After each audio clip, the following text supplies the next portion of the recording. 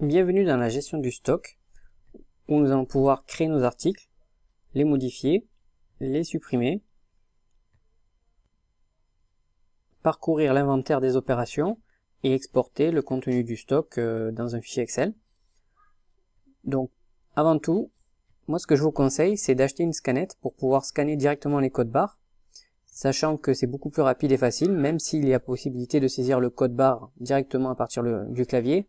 C'est quand même plus facile d'avoir une scannette, surtout si vous avez beaucoup de pièces en stock. Ça sera plus agréable à vivre quotidiennement. Mais sachez que vous pouvez très bien commencer à gérer le stock avec le clavier et après, dans un second temps, passer à partir d'une scannette. Donc, avant tout, pour créer un article en stock, il faut cliquer sur Créer article dans la barre de droite. Dans Désignation, vous pouvez saisir le nom de l'article en question. Si vous avez renseigné des fournisseurs dans l'onglet fournisseurs en haut, vous les retrouvez ici, où vous pouvez les sélectionner. Là, vous pouvez saisir le code barre au clavier ou à la scannette, la référence, le stock minimum. Donc ce stock minimum sera utilisé par le programme pour insérer une alerte quand vous atteignez ce stock. Donc si vous mettez par exemple 2 articles, quand vous allez scanner et qu'il restera 2 articles, une alerte ira se mettre dans le cahier de commande en vous indiquant les références pour vous dire attention, vous êtes au stock minimum, il faut racheter la pièce. Le stock réel, donc ça sera le stock qui sera mis à jour au fur et à mesure. La date de mise à jour si vous le souhaitez, donc sachant que vous pouvez cliquer sur le bouton date, ça met la date actuelle dans le champ. Un champ commentaire. Le champ ici qui est dans réapprovisionnement du stock, ça permet en fait de faire une réappro du stock. Vous avez commandé 10 articles, vous mettez la quantité 10 ici, et automatiquement ça va rajouter donc au stock réel la quantité.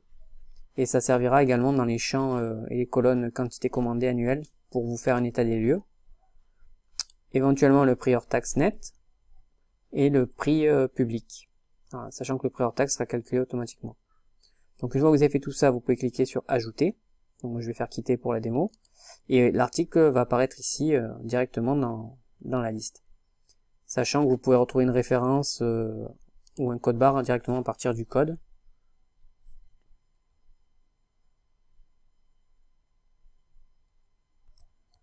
Voilà. Donc là on retrouve le code barre. Donc on a bien le début du code barre ici. Donc ça va permettre de filtrer. Voilà. Donc pour modifier un article, vous le sélectionnez dans la liste. Et vous cliquez sur modifier. Voilà. Donc on retrouve les informations. Donc vous pouvez modifier ce que vous voulez là-dedans. Quand vous avez fini de modifier, vous cliquez. On vous demande si vous êtes bien sûr de vouloir modifier, vous dites oui. Et l'article est modifié. Voilà. Donc sachant qu'une fois que vous avez renseigné vos stocks, pour pouvoir savoir en temps réel le montant de tous les fournisseurs que vous avez dans le stock, il suffit de cliquer là sur le lien total fournisseur et vous avez le montant qui apparaît automatiquement par fournisseur. Voilà. Avec la possibilité d'exporter sous Excel directement en cliquant sur le bouton. Voilà. Pour sortir un article du stock, vous utilisez donc les boutons de la partie supérieure du logiciel, donc soit sortie de stock, soit une remise au stock.